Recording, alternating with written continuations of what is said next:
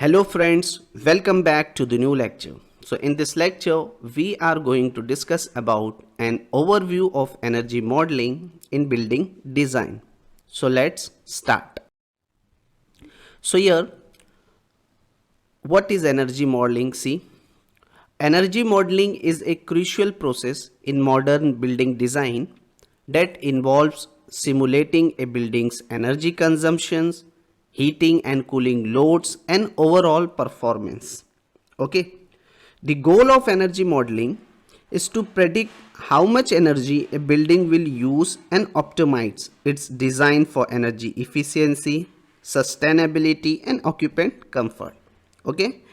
So this technique is vital in meeting energy codes, reducing operational cost, and achieving certification like LEED, leadership in energy and environmental design. Okay. Now in HVAC, heating, ventilation and air conditioning design, energy modeling is used to calculate heating and cooling loads, which form the basic for selecting HVAC equipment, determining system capacities, and ensuring indoor environmental qualities. Okay, so this is all about an overview of energy modeling. Is it clear? Now here, let's see why is energy modeling important. Okay, so before starting this, all of you remember that energy modeling plays a crucial role in modern building design for several reasons, ranging from economic saving to environmental sustainability. So here I will show you why it is important. So in that, the first point is given accurate HVAC load calculation. Energy modeling provides precise heating and cooling load calculation for individual spaces and zone within a building. So this ensures that HVAC systems are properly sized, preventing common issues like oversizing, okay, undersizing. So oversizing leads to unnecessary energy consumption, increase equipment cost and inefficiencies in system operation. And if it is undersizing, so this cause discomfort for occupants and may lead to higher maintenance cost and more frequent breakdown of HVAC system. So by accurately modeling energy needs, HVAC designer can tailor system capacities to meet the exact requirement of the building, avoiding unnecessary cost and inefficiencies. Okay. Now the second important of energy modeling is energy efficiency and cost reduction. So buildings consume significant energy for heating, cooling, lighting and equipment operation. So energy modeling helps to optimize energy use, okay, and to lower operational costs. So by identifying potential areas of inefficiency early in the design stage, energy modeling can help make cost saving design decision. Okay, so this is the second important. Now the third one is the sustainability and environmental impact. So with increasing concern about climate change and resource conservation, energy modeling helps reduce the environmental footprint of building by lowering carbon emission, okay, incorporating renewable energy. So this helps building meet sustainability target and certifications such as LEED or BREEAM, like building research establishment environmental assessment method. Okay. Now the fourth importance of energy modeling is compliance with energy codes and standards. So energy modeling ensures compliance with local and international building codes such as ASHRAE standards, which provides benchmark for HVAC performance, energy efficiency and building envelope design, and IECC International Energy conversation code, okay, which establish minimum design and construction requirement for energy efficiency in building. So these code mandate energy performance levels for new and renovated building. Okay, energy modeling helps architects and engineers ensure that their design meet or exceed these standards, avoiding regulatory issues. Okay, so this is the next. Now the next important of this energy modeling is improved occupant comfort. So we know that a well modeled building provides a more comfortable environment for its occupant. Okay, energy modeling can balance temperature and humidity levels. Okay, it also enhance indoor air quality. So by accounting for factor like solar gain, internal loads from occupants and equipment, and airflow distribution, energy modeling helps create a more pleasant indoor environment. Okay, and the last one, it is given here, support for energy certification.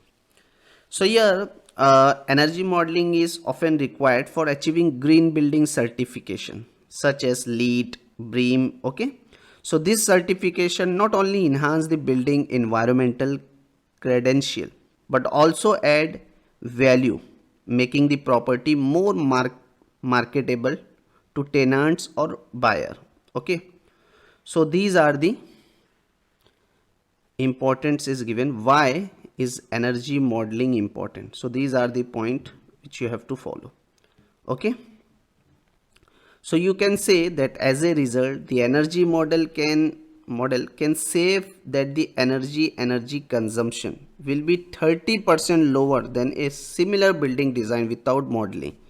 Okay, so this lead to reduce operating costs, fewer emissions, and better occupant comfortable. Clear this thing?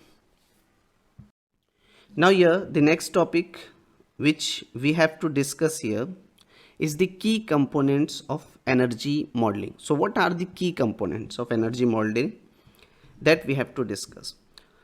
So before that, here one point you have to remember, the key component of energy modeling is what are the essential factor that influence a building energy performance and are used in simulation tools to predict heating, cooling, and overall energy consumption. Okay, so these all components guide the design decision in optimizing building performance for energy efficiency and sustainability.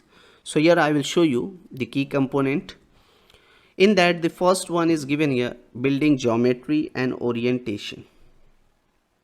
Okay, building envelope means what? This include the size. Building geometry means this will include the size, shape, and layout of the building. Okay, orientation means the direction the building faces, north, south, east, west. Okay, because this will significantly affect solar heat gain.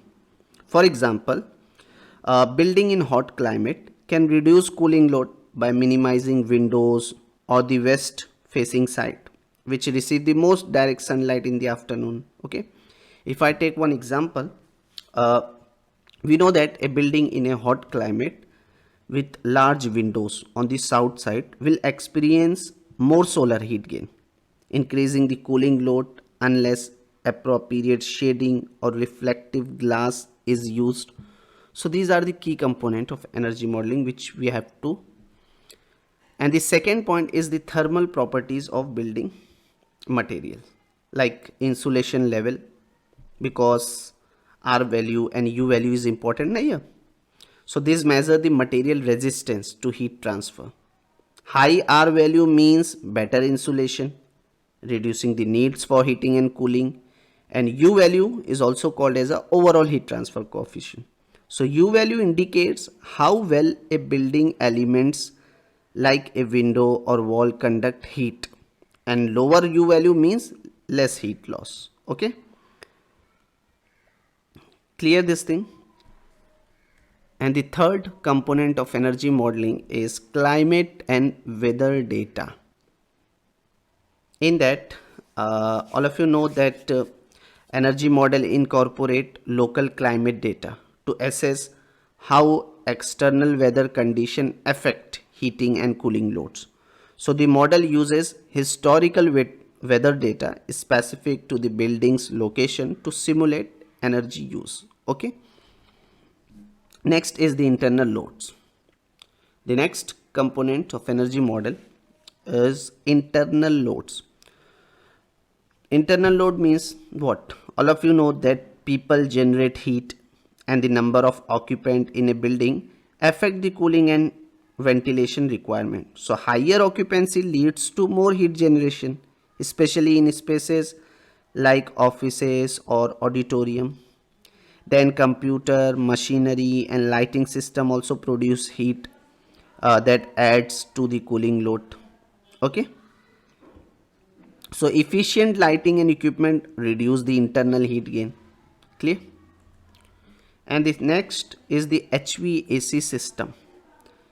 The type of HVAC system, example is split system, central air, VRF, and its efficiency ratings such as SEER for cooling or AFUE for heating directly impact energy consumption. Okay. So more efficient system consume less energy to provide the same level of comfort. And the next is the occupant schedule. So occupant schedule means the time during which spaces are occupied directly influence energy consumption. A building generally used 24/7 will have higher energy needs than one used only during daytime hours. Okay. Next one. The next component is the lighting system. Here energy efficient lighting systems such as LED lights produce less heat and consume less electricity. Okay. Then renewable energy sources is given here.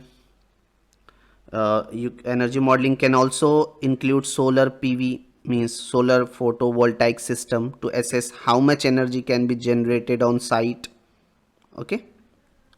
Then energy codes and standards, means energy model also ensure that the building meets energy efficiency requirement set by national or regional codes such as ASHRAE 90.1 or the International Energy Conservation code IEEC in short you can say.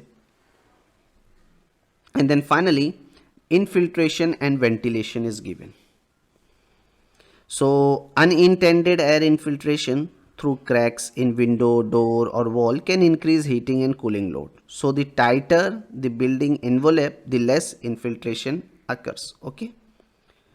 So these key components which I have discussed here, so these key components work together in energy modeling to simulate how a building will use energy throughout its life cycle.